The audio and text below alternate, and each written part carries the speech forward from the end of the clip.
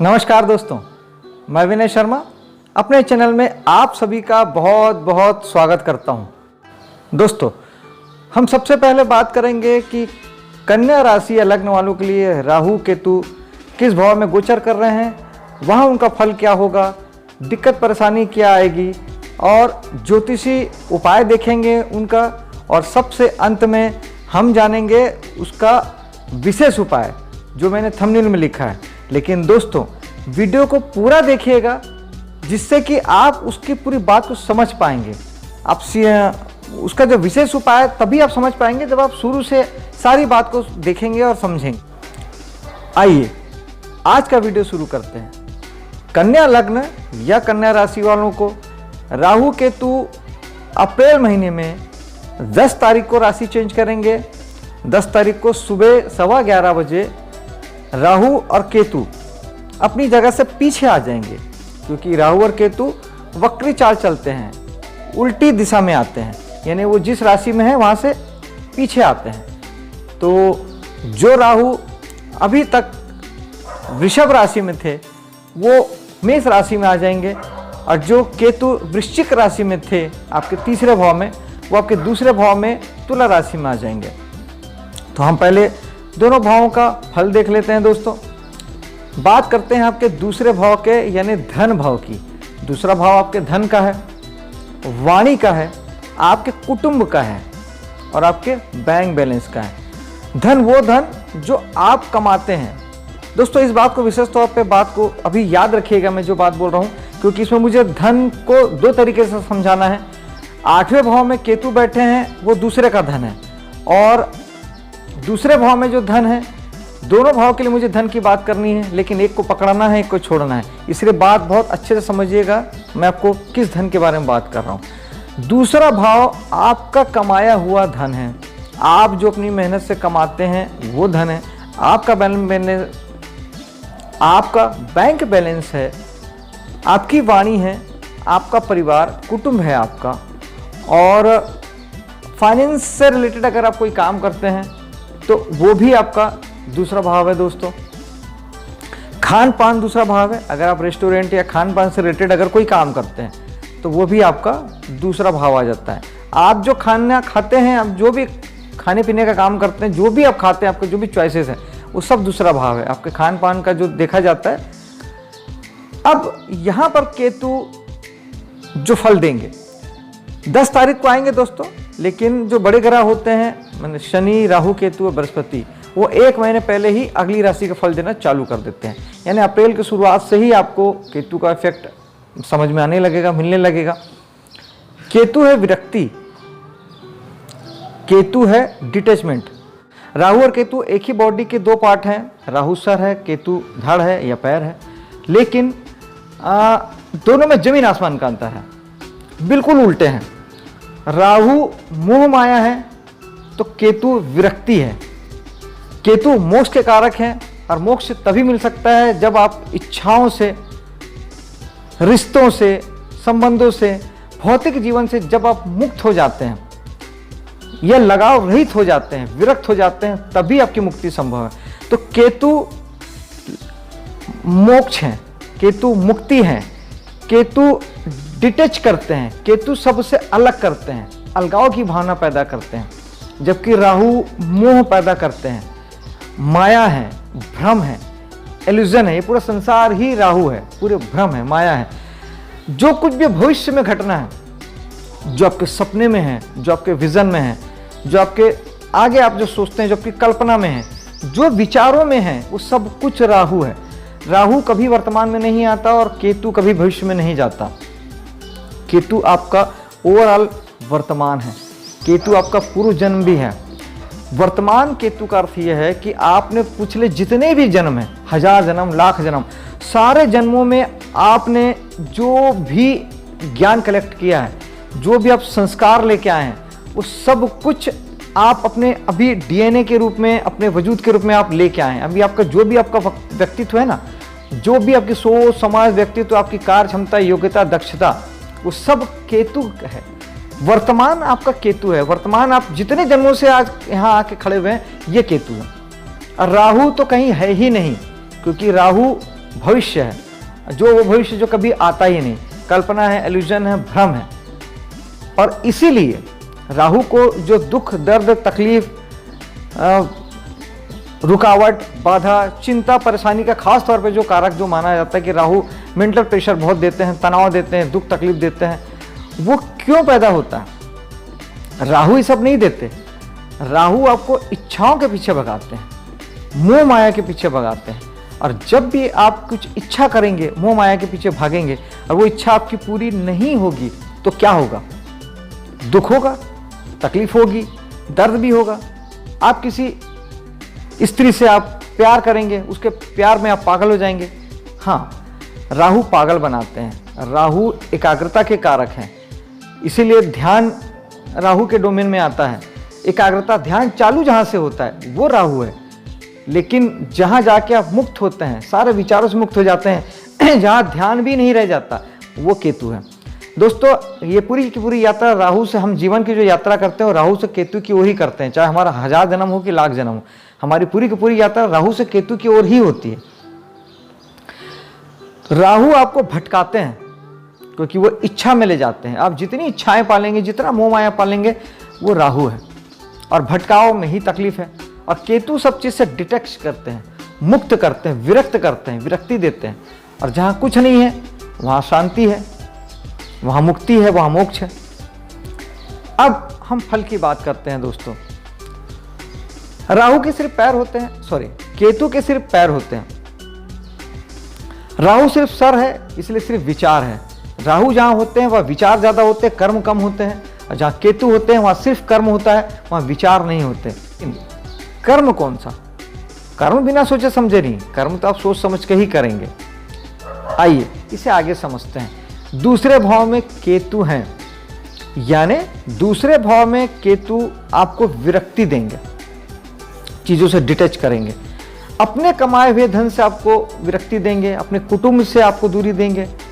वाणी में आपके कहीं ना कहीं वैराग्य की भावना दिखाई देगी, या वैराग्य आपके वाणी में भी कहीं ना कहीं सबसे दूर जाने की बातें होने लगेगी। बैंक बैलेंस को लेके, अपने खान पान को लेके आप बहुत ज़्यादा निराशा फील कर सकते हैं, या इससे विरक्त जैसे हो सकते हैं। आप ध्यान ही नहीं देंगे इन सारी चीज़ों के ऊपर। लेकिन राहु की सप्तम दृष्टि पड़ेगी 8वें भाव से। अब राहु तो राहु है, वो अपनी दिशा में खींचेंगे। तो होता यह है दोस्तों कि जहाँ केतु है वहाँ राहु की दृष्टि है, तो वहाँ भी राहु केतु है। और जहाँ राहु है वहाँ केतु की दृष्टि है, तो वहाँ भी राहु केतु है। तो दोनों जगह ही राहु केतु हो जाते हैं। तो दोनों ही जगह हम परेशान होते हैं। राहु अपनी दिशा में खींचते हैं, वो मोह माया देते हैं। केतु अपनी दिशा में खींचते हैं, वो विरक्ति देते हैं। तो हम मोह माया करें ना करें, इधर उधर कुछ पाया कुछ खोया, दुख तकलीफ, सारी चीज़ों में हम फंस जाते हैं। और कहीं ना कहीं राहु हमें सबसे ज़्यादा प्रभावित करते हैं। राहु हमें क्योंकि हम सामान्य जीवन भी आप देखेंगे कि हम जीवन में हम सर्वाधिक मोह माया की ओर ही अग्रसर हैं, हम भौतिक दुनिया की ओर ही अग्रसर है। राहु भौतिक दुनिया है और केतु अध्यात्म के कारक होते हैं। केतु आध्यात्मिक दुनिया है। तो हम सब ज़्यादातर समय भौतिक दुनिया में रहते हैं, इसलिए हमें राहु ज़्यादा प्रभावित करता है बनिस्बत केतु के। हम राहु की तरफ स्वाभाविक रूप से बढ़त ले लेते हैं, क्योंकि राहु आपको सपने दिखाता है, धन वैभव दिखाता है, गाड़ी दिखाता है, बंगले दिखाता है, सुंदर स्त्री दिखाता है, खान पान दिखाता है, घर मकान दिखाता है, दुनिया की सैर दिखाता है, सारी चीज़ें दिखाता है। सारा भ्रम, सारा इल्यूजन पैदा करता है, बताता है कि सुख इसी में है। तो आप स्वाभाविक रूप से राहु की तरफ खींचे चले जाते हैं, केतु पीछे कहीं छूट जाता है। तो जहाँ राहु है वहाँ भी आप होते हैं, जहाँ केतु है वहाँ भी राहु अपनी दृष्टि से आपको खींच लेता है। लेकिन अब दूसरे भाव में हमको क्या करना है दोस्तों? पहले तो मैं आपको केतु का ज्योतिषी समाधान बता देता हूँ। अगर आपको इन तरह की चीज़ें हो रही है, दूसरे भाव से संबंधित कोई परेशानी आपको हो रही है, आप वहाँ बहुत राहु केतु के बीच उलझ गए हैं, चिंतित हैं, परेशान हैं, कभी विरक्ति खींचती है, कभी मोह खींचता है, तो केतु के लिए आप सबसे अच्छा उपाय करेंगे कि आप गणेश जी की पूजा करेंगे, तो उससे केतु ठीक हो जाते हैं। केतु का दान होता है, कपड़े जो होते हैं, जो 2 रंग के कपड़े होते हैं, विशेषतौर पे चेक्स जो होते हैं वो केतु के कहलाते हैं। काला सफ़ेद जो रंग होता है वो स्पेशली केतु का कहलाता है। मल्टी कलर जो होते हैं, 1 से ज़्यादा कलर, वो भी केतु के होते हैं।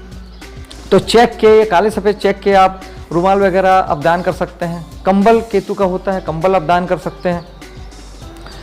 जो खट्टे मीठे फल होते हैं जिनमें मिला जुला खट्टा मीठा स्वाद होता है, जैसे पाइनएप्पल हो गया, आपका नींबू हो गया, ये सब भी केतु के फल माने जाते हैं। तो इसे भी आप दान में कर सकते हैं, दान दे सकते हैं, इससे भी केतु ठीक होते हैं। ओम केतुआय नमः एक माला अगर आप जाप करते हैं तो भी केतु ठीक होते हैं। मेडिटेशन राहु और केतु दोनों को ठीक करता है। राहु केतु के लिए मेडिटेशन से बढ़िया कोई उपाय नहीं है दोस्तों। मेडिटेशन सारे ग्रहों को ठीक करता है। अगर आप ध्यान करेंगे तो राहु केतु के जंजाल से आप मुक्त रहेंगे। इसके अलावा ये तो हो गया दोस्तों ज्योतिषी उपाय। अब मैं उस उपाय की बात करता हूँ जो मैंने आपको थंबनेल में लिखा है कि राहु केतु का विशेष उपाय। यहाँ केतु का विशेष उपाय ये है दोस्तों, केतु का ही नहीं सभी ग्रहों का होता है ये उपाय, कि ग्रह जो कहते हैं या ग्रहों का जो कारक चीज़ है, अगर आप वही करने लगते हैं, अगर आप वही बन जाते हैं तो आपकी सारी तकलीफ खत्म हो जाती है। जैसे आपकी पत्नी जैसा पति चाहती है, अगर आप वैसे बन जाएं तो क्या पति पत्नी से कोई झगड़ा होगा? नहीं होगा। आप जैसी पत्नी चाहते हैं, आपने जैसी पत्नी की कल्पना की है, सपना देखा है, आपकी पत्नी अगर वैसी पत्नी बन जाती है तो क्या आप पत्नी से झगड़ा करेंगे? नहीं करेंगे। कोई पागल तो है नहीं। जब उसे सपने में चाहिए गई चीज़ मिल गई तो क्या प्रॉब्लम है? यही बात ग्रहों के साथ होता है दोस्तों। शनि है हार्ड वर्किंग के कारक, अनुशासन के कारक। अगर आप अनुशासित हो जाते हैं शनि की महादशा अंतरदशा में और हार्ड वर्किंग हो जाते हैं तो शनि आपको कभी तकलीफ नहीं देते। ऐसे ही राहु और केतु हैं दोस्तों। केतु विरक्ति के कारक हैं। जिस भाव में केतु बैठे हैं वहाँ की चीज़ों को लेके अगर आप विरक्त हो जाते हैं, आप डिटच हो जाते हैं, आप जो चीज़ जैसी है आप कर्म तो पूरा करते हैं लेकिन किसी चीज़ में बंधते नहीं, मोह नहीं पालते, माया नहीं पालते, कोई इच्छा नहीं पालते, कहीं पहुंचने की चाहत नहीं पालते, कुछ पाना है उसकी चाहत बिल्कुल छोड़ देते हैं। अगर आप अपने धन को लेके, परिवार कुटुंब को लेके, अपनी वाणी को लेके बिल्कुल भी अगर आप कुछ ना सोचें, बस आप चुपचाप कर्म करें, जो कर्म आपके सामने आ जाए आप बस कर लें और उसे भूल जाएं। क्या मिलेगा क्या नहीं मिलेगा, कहाँ पहुँचेंगे कहाँ नहीं पहुँचेंगे, अगर इस बात को आप बिल्कुल भी छोड़ दें, आप ज़्यादा बेहतर जीवन जिएंगे और आपको इन्हीं चीज़ों से रिलेटेड अच्छे रिजल्ट आएंगे। आपको कुटुंब से अच्छे रिलेटेड आएंगे। अगर आपने इस वक्त कुटुंब के लिए ध्यान दिया कि मैं अपने परिवार के लिए कुछ करूं, चाचा के लिए करूं, चाची के लिए करूं, दादी दादा के लिए कुछ करूं, आप कर कुछ नहीं पाएंगे, उल्टे परेशान होंगे और जो कर रहे थे वो भी नहीं हो पाएगा।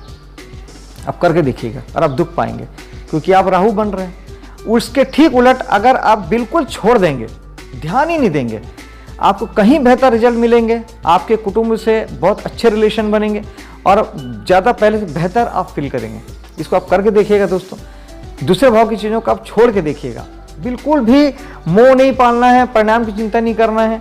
यहाँ पर गीता में श्री कृष्ण कहते हैं कि कर्म करो और फल की चिंता मत करो। आपको वो बनना है, आपको कर्म तो करना है, फल की चिंता नहीं करना है। केतु के लिए ये नहीं है दोस्तों जो लोग कहते हैं कि केतु सिर्फ पैर है, आदमी सिर्फ करता है और बिना सोचे समझे करता है, ऐसा नहीं है। काम को आपको सोच समझ के करना है। काम तो आप करेंगे, जो काम सामने आ गया उसे आप विधिवत ढंग से करेंगे।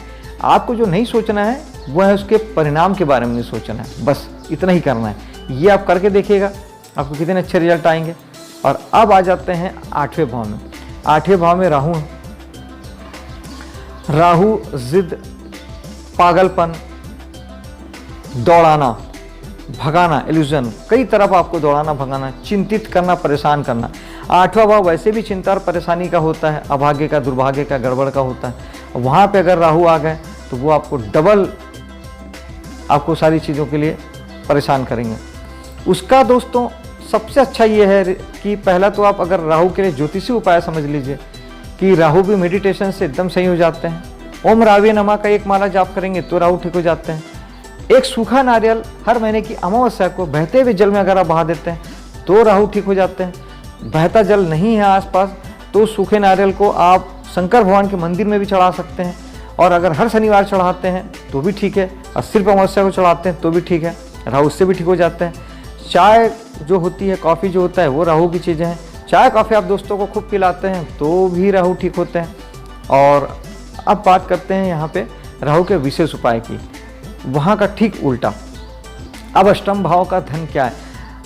वहाँ पर वो आपका धन था, यहाँ ये आपके सामने वाले का धन है, आपके पार्टनर का धन आपकी पत्नी का धन और संसार के वो सारे आदमी जो आपके सामने हैं उन सभी का जो धन है वो 8वां भाव होता है दोस्तों।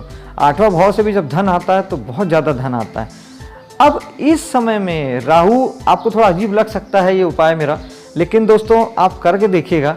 इस समय में राहु फोकस है, राहु एकाग्रता है, लेकिन बशर्ते आप उसे अपने लिए यूज़ करें। राहु आपको बहुत तरफ दौड़ाएंगे, बहुत तरफ भगाएंगे, कंफ्यूज करेंगे। हो सकता है आप अपने धन कमाने के लिए आप परेशान होंगे कि राहु की दृष्टि दूसरे भाव पे है, उस धन पे है, तो आपको वो भगाएंगे। आप कुछ पैसा कमाना है, ये करना है, वो करना है, वो तो करना ही नहीं है। मैंने आपको पहले ही बताया कि वहाँ पे विरक्ति रखना है। आपको क्या करना है कि 8वें भाव की जो चीज़ें हैं उसमें से कोई एक दो चीज़ों को पकड़ के आपको अपनी ऊर्जा को उसमें लगाना है। जैसे मान लीजिए कि आपकी संतान है, आपके बच्चे हैं, आप उन्हें नहीं बताएंगे क्या करना है, तो उन्हें भगवान ने एक ऊर्जा दे के भेजा है, उनके पास अपनी एक ऊर्जा है, तो वो कुछ ना कुछ करेंगे। और वो जो करेंगे वो हो सकता है कि आपके लिए सही भी हो सकता है, गलत भी हो सकता है। लेकिन आप अगर उसे बता देंगे कि ये करना है, आप उसे मार्ग दिखा देंगे, रास्ता दिखा देंगे कि बेटा तुम सुबह से शाम तक ये काम करो, या उसे मार्ग दे देंगे जीवन में ये काम तुम्हें करना है, तो जब आप उसे काम में लगा देंगे तो फिर एक आदमी दो जगह तो नहीं हो सकता। वो आपके बताए हुए काम को करेगा, आप भी खुश रहेंगे और वो भी खुश रहेगा। यही बात ग्रहों के साथ होता है। ग्रह अगर आप उसे अपने उपयोग में नहीं लेंगे तो वो अपनी मर्जी से करेगा, और फिर जब वो अपनी मर्जी से करेगा, अपनी मर्जी से आपको अपनी दिशा में ले जाएगा, तो फिर वहां ले जाके पटक देगा जहां आप जाना नहीं चाहते थे। आप उसकी ऊर्जा को अपने लिए उपयोग करेंगे तो फिर ग्रह आपके लिए काम करेगा, आपकी उन्नति के लिए, आपकी तरक्की के लिए, आपके विकास के लिए, सफलता के लिए काम करेगा। राहु भी यही करता है। राहु तो बहुत अच्छा ग्रह है दोस्तों, आपको जिद देता है, पागलपन देता है, वो कोई और ग्रह नहीं दे सकता। चाहिए मतलब चाहिए, वो जो पागलपन वाली जिद है वो राहु देता है। वो अगर आप सही मात्रा में उसका आप यूज कर सकें, पागलपन की हद तक नहीं, विकृत मानसिकता तक नहीं, आप अगर मेडिटेशन वगैरह करेंगे तो बहुत कंट्रोल रहेंगे। मेडिटेशन से राहु बहुत ठीक हो जाते हैं। आपको दृष्टिकोण मिलेगा, विजन मिलेगा कि करना क्या है, कितना करना है। और राहु का इस्तेमाल आप ऐसे करिए जैसे खाने में नमक, ज़्यादा हो जाएगा तो जहर हो जाता है, कम हो जाता है तो स्वाद नहीं आता। आप राहु की ऊर्जा को अपने लिए यूज़ करेंगे। 8वां भाव होता है, 8वां भाव दोस्तों रहस्य विद्या का होता है, यानी आपके ज्योतिष का, आपके तंत्र मंत्र का, कोई भी आप सीक्रेट जो खोज करते हैं उसका होता है। टैक्सेशन डिपार्टमेंट यहाँ से देखा जाता है। आप कोई भी रिसर्च बेस्ड काम करते हैं, या वैज्ञानिक हैं, या आप कुछ खोज करते हैं, तो वो वहाँ से 8वें भाव से आता है। 8वें भाव को इसीलिए पाताल का कहा गया है। ज़मीन के नीचे से जो ढूंढ के खोज के निकाला जाता है तेल या कोई खनिज पदार्थ, वो भी वहाँ से आता है। अगर आप इन सारे कामों से यहाँ अगर आप करते हैं तो आप अपनी ऊर्जा को अपने 8वें भाव के काम में अगर आप अपनी ऊर्जा को लगाएंगे बनिस्बत और कहीं के किसी भी काम के बजाय, आप अगर 8वें भाव की ऊर्जा लगाएंगे अपने में। और मैंने बताया कि 8वां भाव होता है आपके ससुराल का धन, पत्नी का धन और आपका पुश्तैनी प्रॉपर्टी। इस वक्त में, इस 1.5 साल में राहु केतु एक राशि में 1.5 वर्ष रहते हैं दोस्तों। 18 महीने के लिए अभी इन्होंने राशि परिवर्तन किया है। आप इस 18 महीने में आपका पूरा का पूरा फोकस अगर धन को लेके है तो वो होना चाहिए, ससुराल से अगर कोई आपको उम्मीद बनती है तो आप उसको फोकस कर सकते हैं। पत्नी से लेके अगर कोई धन को लेके मामला बनता है तो उस पर आप फोकस कर सकते हैं। आपको पार्टनर से अगर कोई धन लेना है आप उस पर फोकस कर सकते हैं। और 8वां भाव उन तमाम सामने वाले से पैसा है जिनसे भी आपको, आपके तमाम सामने की पूरी दुनिया, उनका पैसा दूसरा भाव है। तो उस तरीके की चीज़ों के लिए आप बनिस्बत अपने के बजाय आप इस पर फोकस कर सकते हैं। बाकी जितने काम मैंने बताया उस पर फोकस कर सकते हैं। इसका बहुत अच्छा उपाय दोस्तों एक और होता है कि 8वें भाव में राहु बैठा है। 8वां भाव वैसे ही चिंता परेशानी का होता है। अगर आपको किसी प्रकार की चिंता परेशानी और ज़्यादा होती है, प्रॉब्लम होती है, रुकावट बाधा आती है, तो आप 8वां भाव ज्योतिष का भी होता है। राहु का एक यूटिलाइजेशन ये हो सकता है कि अगर आप इस वक्त में अगर आप कुछ थोड़ा सा ज्योतिष पढ़ते हैं, तंत्र मंत्र अगर आप करते हैं, ज्योतिष का एक पन्ना भी अगर आप डेली पढ़ते हैं, इतना सा भी आप सीखते हैं, इंटरेस्ट हो या ना हो, अगर थोड़ा सा भी आप जबरदस्ती ही पढ़ते और सीखते हैं, तो यकीन मानिए आप इसको करके देखिएगा, आपका कितना भी चिंता परेशानी तनाव हो सब आपको दूर हो जाएगा। आप जीवन में एकदम रिलैक्स रहेंगे। कुछ भी घटता रहेगा, कुछ भी होता रहेगा, होगा सब कुछ, लेकिन आपको एहसास नहीं होगा। ये इसका बहुत अच्छा उपाय है दोस्तों। 8वें भाव में ज्योतिष तंत्र मंत्र या कुछ खोज में लग जाइए, किसी कुछ खोजने में लगिए, कुछ नया खोजिए, कुछ ढूंढिए। कुछ भी आप रिसर्च बेस्ड काम करेंगे तो आपको बिल्कुल भी लाइक है, आप कोई पेंटर है, चित्रकार हैं, आप कुछ खोज रहे हैं, कुछ बना रहे हैं, कुछ भी नया खोजना ढूंढना, ये सब आठों भाव को एक्टिव करेगा। राहु की ऊर्जा वहां लग जाएगी दोस्तों। ये था दोस्तों राहु केतु का गोचर कन्या लग्न कन्या राशि वालों के लिए। वीडियो पसंद आया हो तो लाइक और शेयर कीजिएगा, मेरे चैनल को सब्सक्राइब कीजिएगा। मिलता हूं अगले वीडियो में। जय हिंद।